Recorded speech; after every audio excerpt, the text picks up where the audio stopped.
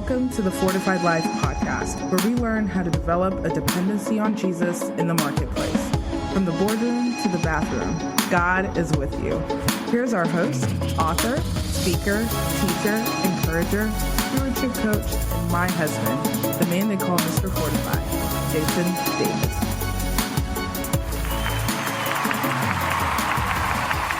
Hey, what's going on, everybody? Welcome back to another episode of the Fortified Life podcast. I'm your host, Jason Davis, aka Mr. Fortify, and we are passionate about developing a dependency on Jesus in the marketplace. We have all types of guests on, authors, speakers, coaches, leaders of nonprofits, and it's no different this week. And I'm really excited about our guest because I met him not too long ago at a local event in Atlanta. Shout out to Boost Leadership. But before I bring this powerful man of God on, let me introduce him to you. Jeff Bond brings over 2 decades of business consulting expertise in strategy, media, people, technology, and marketing. As CEO of Chat with Leaders Media, an executive partner at People First Elevation Team, he excels in crafting inclusive, engaging content for diverse teams. His work as co-host on Chat with Leaders and the People Experience Pulse podcast showcases his commitment to servant leadership and human-centered business principles. Ladies and gentlemen, please welcome to the Fortified Life, Jeff Bond. Jeff, what's going on, sir? Hey, Jason, you're doing a good thing here. I'm really pleased to be on the show with you. Absolutely.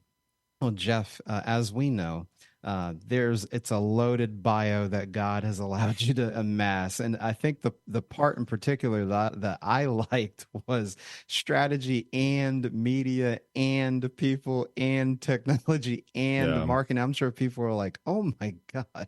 So we know, Jeff, you didn't just wake up and go into all those areas and develop the expertise there. So kind of take us on that professional journey to where you got today.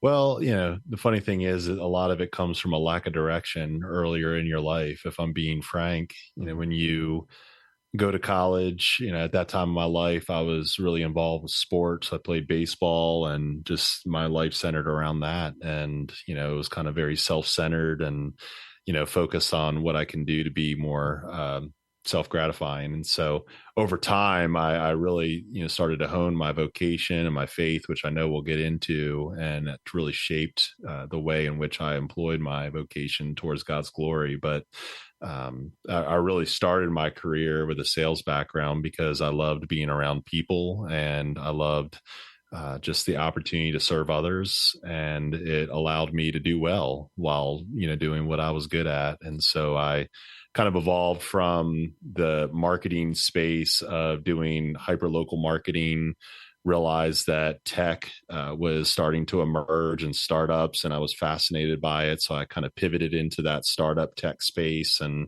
focused mainly on customer acquisition and retention type strategies and marketing campaigns that supported that for businesses. And eventually wanted to kind of pivot out of that disruptive, startups are 90% of them fail. And so a lot of them are, hard to sustain, but had great experiences, always worked at great places with great people.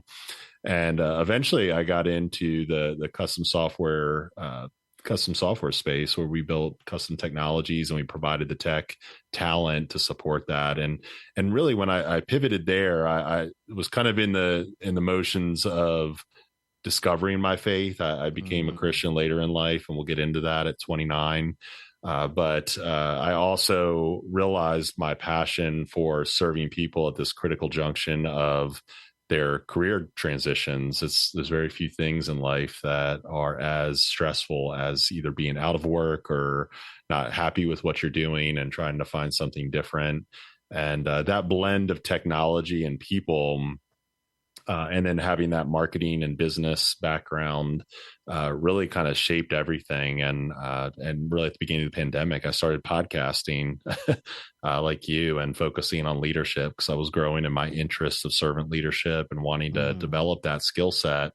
And after about a year and a half of interviewing leaders on my own podcast, I decided to start my own media business, which was never ever the intention, but it was just something that God put on my heart, and he gave me a skill set to do. And I've been doing that ever since, it was August of 2021. And so I've been growing Chat with Leaders Media, and then People First Elevation team became an opportunity, and we can dive into that a little bit later. But I think the lesson I learned through all that is just be open to what God has for you, and be willing to walk through the door and make a pivot in your career if it's according to his will. And I'm glad that I've listened, because I love the work I do today. Wow, Jeff, that was pretty extensive, and thanks for that breakdown. Yeah, you said a few things that came to mind. You talked about, starting out, sales, working in startups, technology. And for a lot of our listeners out there, and Jeff, they may be kind of like you, where they've done a lot, and they ask this question sometimes of themselves. They don't say it out loud, like, how do all my skills and experiences work together? It seems like this big mashup. So what wisdom would you give to business owners, entrepreneurs out there, that they know that they're doing a lot of things and they just don't know how it all connects? Yeah, it's good to try to find a common thread between all of it. But I think what I realized through the diverse experiences that I had is that it was helping me form my skill set, my purpose, and the things that I value in terms of my personal ethics, and how I wanted to apply that in my business.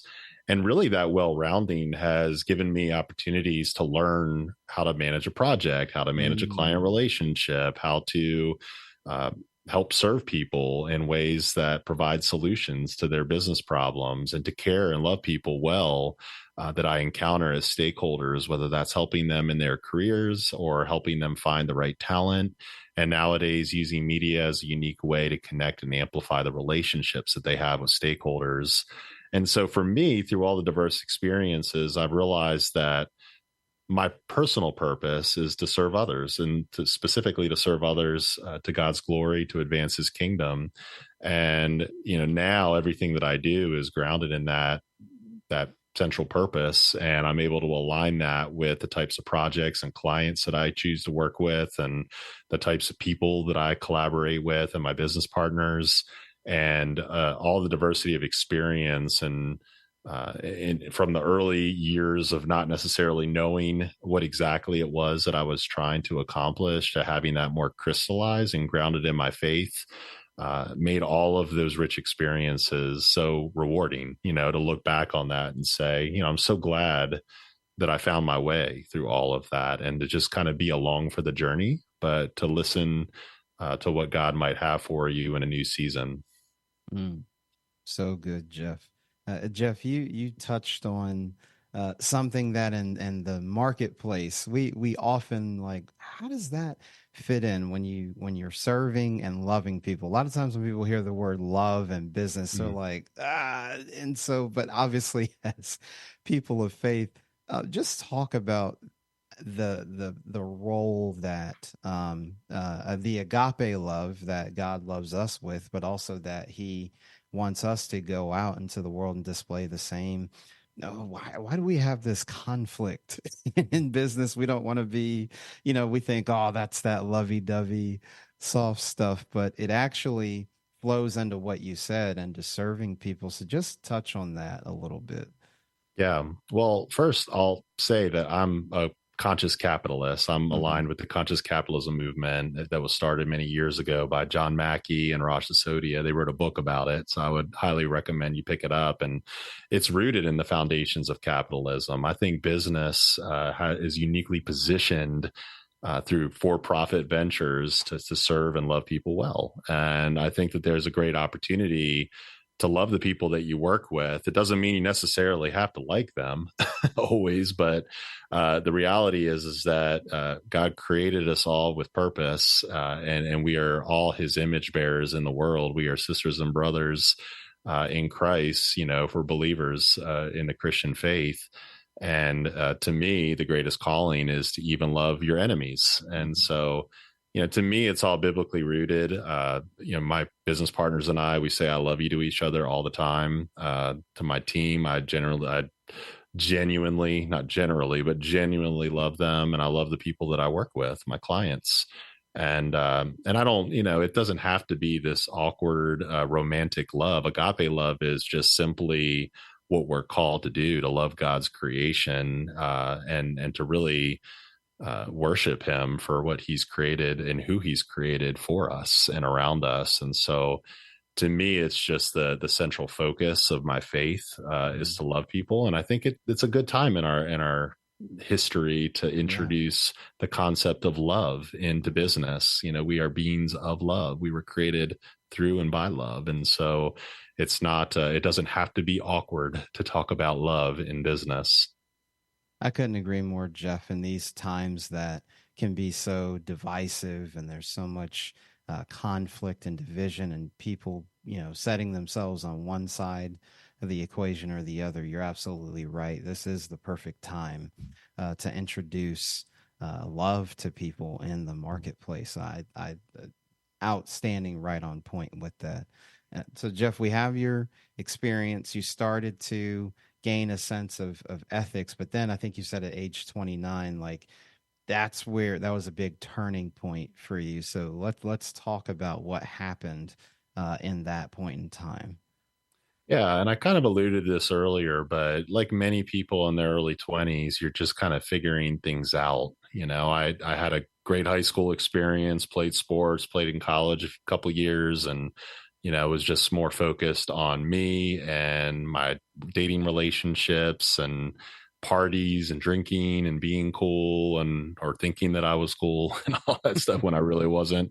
But the reality is I got out of a serious relationship in my late 20s, and it was devastating, when you think that you have that all figured out and, your life is kind of turned upside down all of a sudden. And you're like, hey, there's no grounding in faith. And I'll say that, despite my parents' best efforts of taking me to church and introducing me to Christianity and church and just a community that would support me in that way, I just kind of ran away from it in all of those years. And like many people, but, at that time, I, really had just resolved that I was going to be, a single person making great money and being like solely focused on myself. But very quickly, after about a year, I realized that was just a shallow place to be. And it really wasn't fulfilling me in any way. And it just so happened I started to date my now wife, Katie, and we were attached at the hip from day one. And she told me early on that I go to church. And if you want to date me, that's what you do. And so, of course, because I wanted to date her, I went to church. And through that whole journey, I really found a loving community. And it wasn't the community that I had always thought at church, the people that were just, hypocritical and judgmental and, just difficult to be around. And so it wasn't any of that fire and brimstone where I felt like I was condemned from the moment I walked through the door. And it felt good. And for me, I think the immediate appeal, like many people, is that I felt like I belonged in that community and that I felt safe and I felt appreciated for who I was, that I didn't have to be anybody but myself. And so that idea of being included and feeling like I belong immediately resonated with me. But it wasn't for many years later, because I did get baptized. So that was 2009. I got rebaptized in 2012. We were married in 2012 and started our family. We now have 3 children. But through that and through my business, where we spend the majority of our time, 40 plus hours a week, I realized that there was this kind of disconnect between this business life and my faith life. And there was this tension that I know a lot of people experience. I lead a community called Grace at Work, where we talk about integrating those two, because everyone struggles with that. But through that, I really started to think, okay, now I'm leading Bible study classes at church now. I became a deacon. I was on the board, leading Bible study classes for Grace at Work.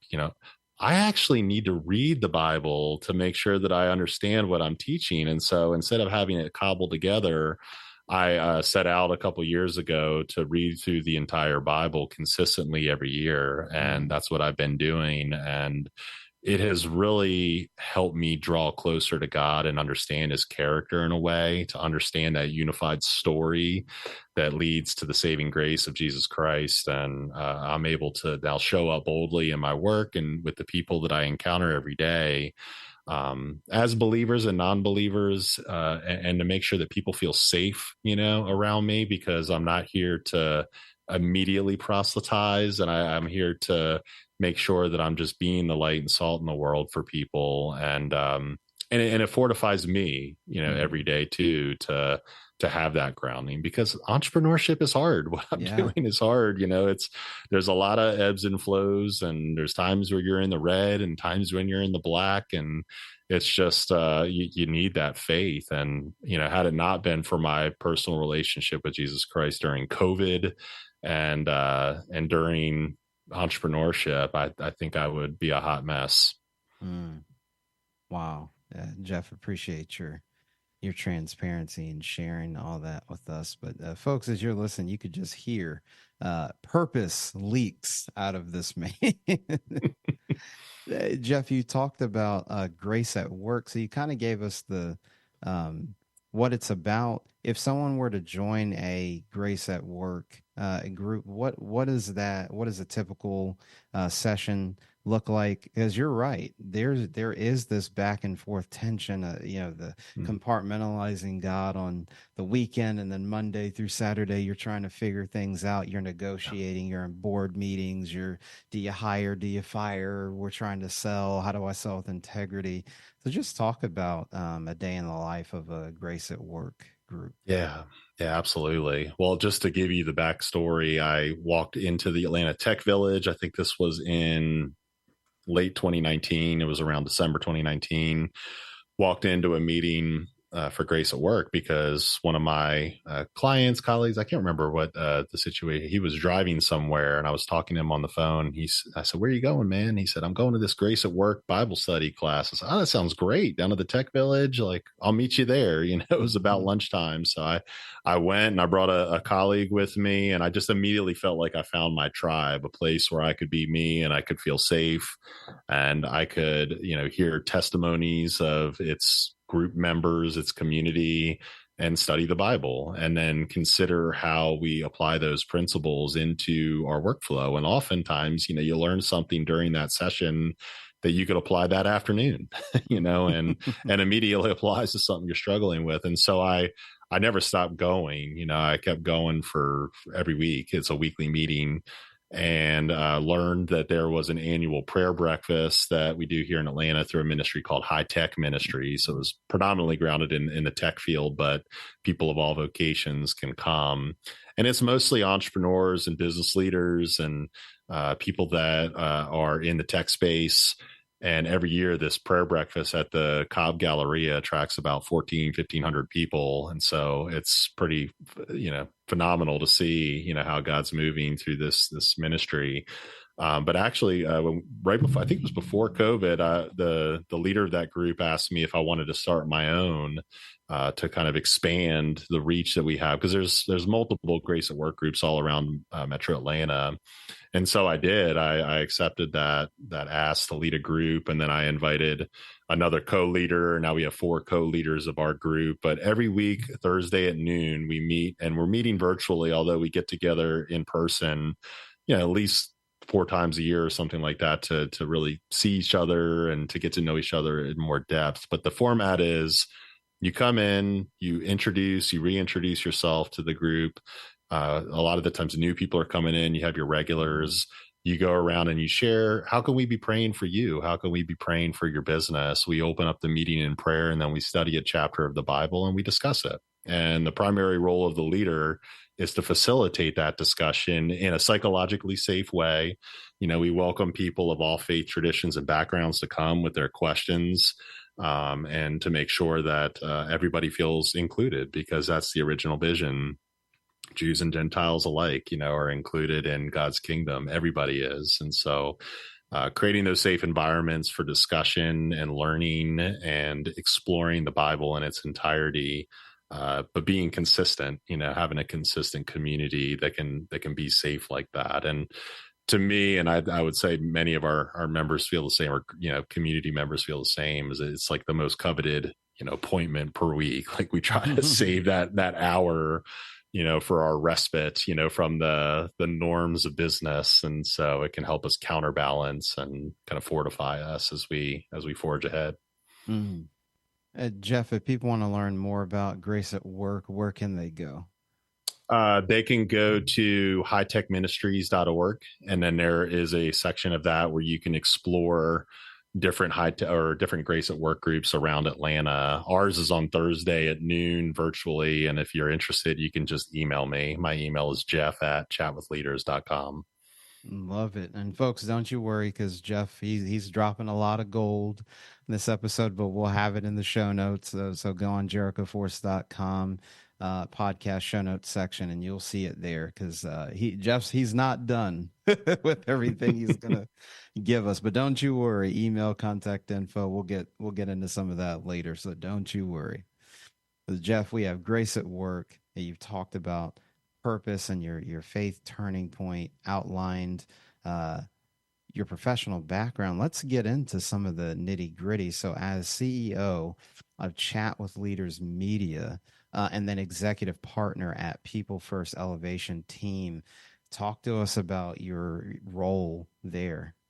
Yeah. So I started this agency back in late 2021 during the pandemic, and it was really born out of my journey of podcasting as a host. And so after about a year and a half of hosting podcasts while I was working for a great custom software development firm, and we were all quote unquote socially distant, I felt more socially connected than ever with people of influence, because I was interviewing executive leaders and consultants and people that had business problems that software could solve. And I wasn't doing it to sell. I was doing it because I was passionate about servant leadership and amplifying what it actually meant to look like one during the pandemic, when they were needed more than ever.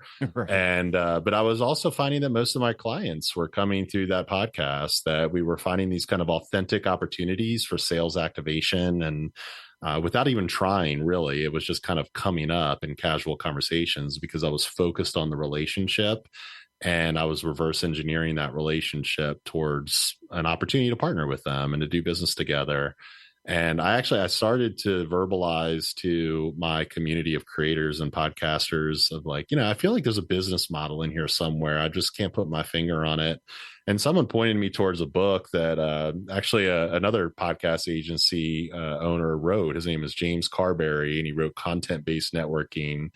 And it really just resonated with me. It gave me the language that I kind of was already, using in my head in terms of what we were doing. And essentially the model is, instead of just leaving it to serendipity that you're going to meet the people that you most want to know and do business with, be intentional about it. Define who your ideal customer profile is, create a show that honors and spotlights them versus the whole look at me type marketing. Invite them on as guests on your show, and leave it up to your intention to lead to sales activation conversations, and know when to bring that up. Just do it all with intention, because if you focus on serving that community and bringing value to them and giving them helpful content that grows their vocation, their career, their influence, then of course, if you have something that will be a solution for them, they'll want to work together, and you can continue to collaborate. And so there's more wisdom in that book. I highly recommend it. But a lot of people who create, I think, content these days don't have that central focus and that idea in mind that they could, monetize through their business, versus thinking about it from strictly an audience growth perspective. Because the reality is, in B2B marketing, it's so niche in most instances that you're really not going to scale up audience quick enough to monetize that in a way that's sustainable. But if you're growing your B2B business through the podcast, and you're building key stakeholder relationships with those people, the economic buyers that drive your business growth, and you're also learning while you're at it. You're doing like original research, and you're creating content that's helpful to the community you serve. You're really integrating that into your business strategy. And so I realized that I want to do that. I want to do exactly that as an agency, offering But I wanted to focus it specifically on purpose-driven companies that I believe were using business as a force for good. I had started doing a podcast for the local B Corp chapter called Be Local Georgia that supports all of those purpose-driven companies that are getting certified as benefit companies. And then I became involved and joined the board for Conscious Capitalism, which was the movement I discussed before that John Mackey and Raj Sisodia started. Which is it's not a certification, but it's a community that attracts companies and leaders of significant revenue generating companies that are looking at business as a means to elevate humanity. And so it really helped to springboard my, ideal customer profile. I originally, thought of Chat with Leaders Media, as kind of the entity, as the network, and started producing podcasts for other companies as their producer versus the host, and giving them the framework and the whole back end support that they needed to execute their podcast and their strategy, and advise them on how to best do that with respect to their integrated marketing and sales objectives. So started doing that, and it kind of led to some other business ventures, which we could talk about if you'd like, with People First Elevation Team, where we're now producing meetings for companies, whether they're corporate events or internal all hands meetings, to really focus on the power of inclusion and giving your people visibility moments, and making sure it's well represented of the diversity of your organization. Because once you start to do that, then DE&I doesn't just become this like performative thing that you do on the side, but it becomes part of your everyday workflow. And your meetings are the times where you have captive audiences, and you can make your values more visible at those moments. And if you do, then it can actually make it real, and it can make it more integrated within your business. Wow. Jeff, that was a mouthful of goodness right there. Especially when you talk about in the podcasting space, not just having a show. Everybody's got like their theme or whatever, but like you mentioned, not just the audience growth, the number of subscribers or downloads, but also like, hey, I have a product or service, but how can I be of service to a particular target market? So that's pretty ingenious right there, Jeff, for sure. What would you say in your opinion, Jeff? Why is that kind of the thing first to go toward the numbers and not realize, hey, let me kind of take a step back and look at this from a 50,000 foot view and say, we can kind of go about this a little differently. Is that just the pressures from ROI and business that we get? Just comment on that if you can. Sure. Well, having an original podcast isn't an original idea, right? We have 5 million plus podcasts that are out there. And so, you can't possibly expect that the small segment of our population that listens to podcasts are just going to kind of stumble upon your show and immediately be attracted to it. I mean, I think everybody has this like undergirded thought of being a influencer or an A-list celebrity one day, right? But the reality is we're probably not going to become that.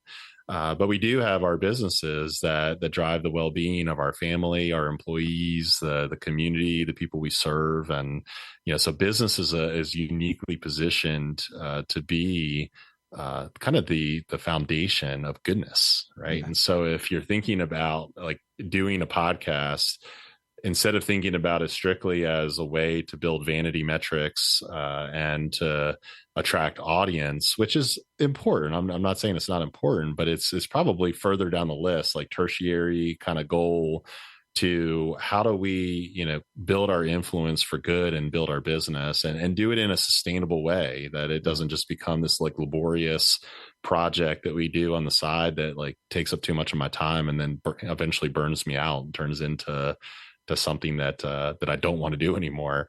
But if you're thinking about it from a strategic standpoint of how do I, really shine a spotlight outward and have access to other people's audiences and do well by my stakeholders, my customers, my people in-house, that make my business tick. And then it helps grow our primary stakeholder, which is the business itself that funds all of these opportunities to do good in your community.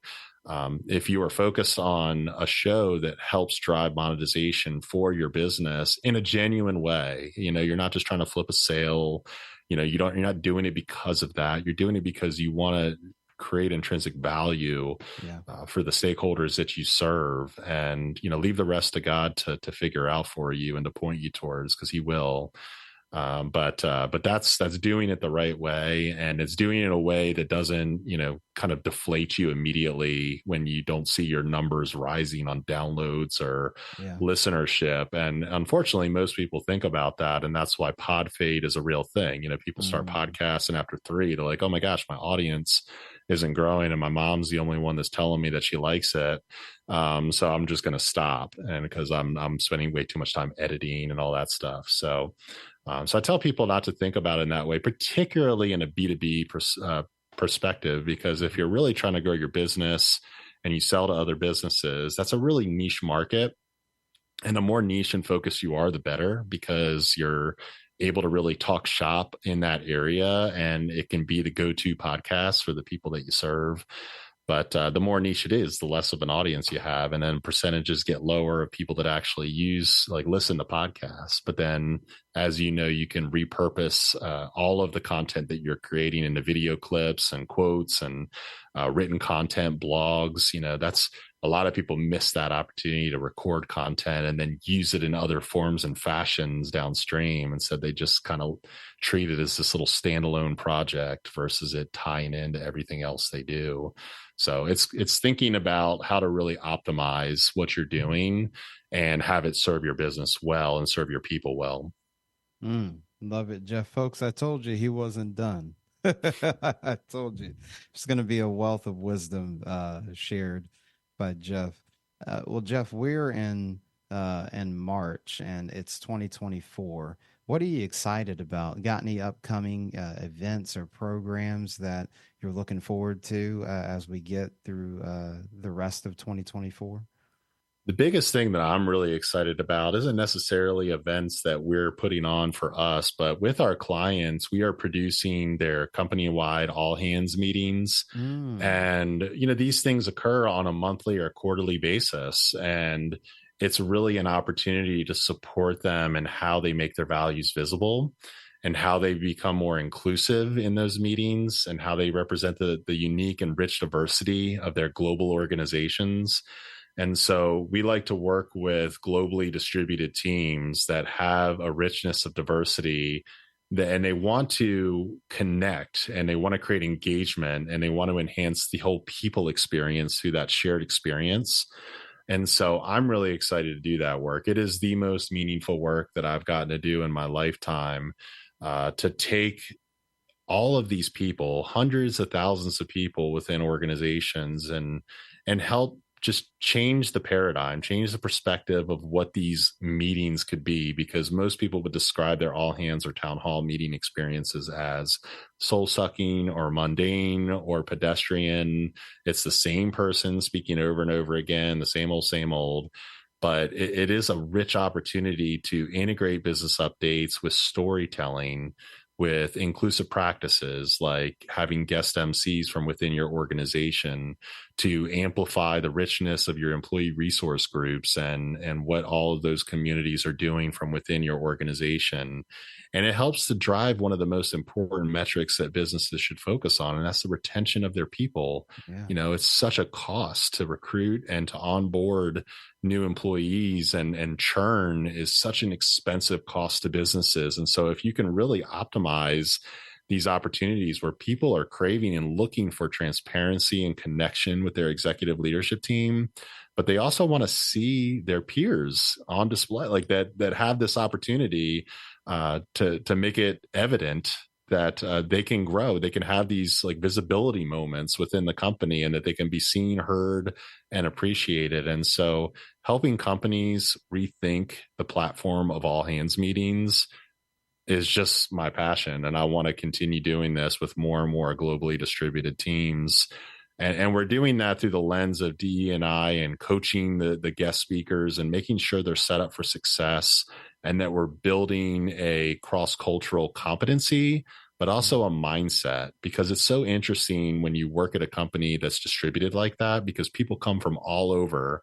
They all have unique stories. And if we can kind of take these podcasts that we're putting out into the external community bases and think about the internal content that we can create that celebrates the richness of that diversity, we can really create better workplaces where people feel more connected and engaged than ever. And so I'm excited to continue doing that work. Jeff, you've given me a sneak peek and I'm already excited. Which leads us to the final thing. Jeff, you've spent some time hanging out with us, and people are like, man, he's only said a little bit and I want to know more. So Jeff, where can people connect with you and keep up with all the wonderful work that you're doing? Yeah, the only platform I focus on building my network is on LinkedIn. And so my handle is Jeff Bond 123. Jeff Bond wasn't available when I started. So please, if you're hearing, if you want to connect with respect to this show, just mention when you send the connection that it was from the Fortified Life podcast, so that I can understand where the connection is coming from. Because you probably know, well, Jason, people are always just trying to connect and sell you something. Absolutely, and so yeah. that would make the biggest difference in the world. And you can also email me at jeff@chatwithleaders.com. Please, again, put Fortified Life Podcast in the subject, and any way that I can be of service to you, that would really be helpful. Love it. Love it. Well, Jeff, I want to thank you for taking time out to come on the show. Our conversation that began offline led to another conversation here, and I'm sure there'll be many, many more to come. Yes, sir. For sure. Well, folks, that's all we have time for. Again, all of the books and resources that Jeff mentioned, they'll be available in the show notes at jerichoforce.com. So when Jeff talked about conscious capitalism and the content creation, so we'll have all those resources listed for you. Well, folks, that's all we have time for, but you know how we leave things. Don't compartmentalize your faith in the marketplace. And from the boardroom to the bathroom, God is with you. We'll see you next time on the Fortified Life podcast.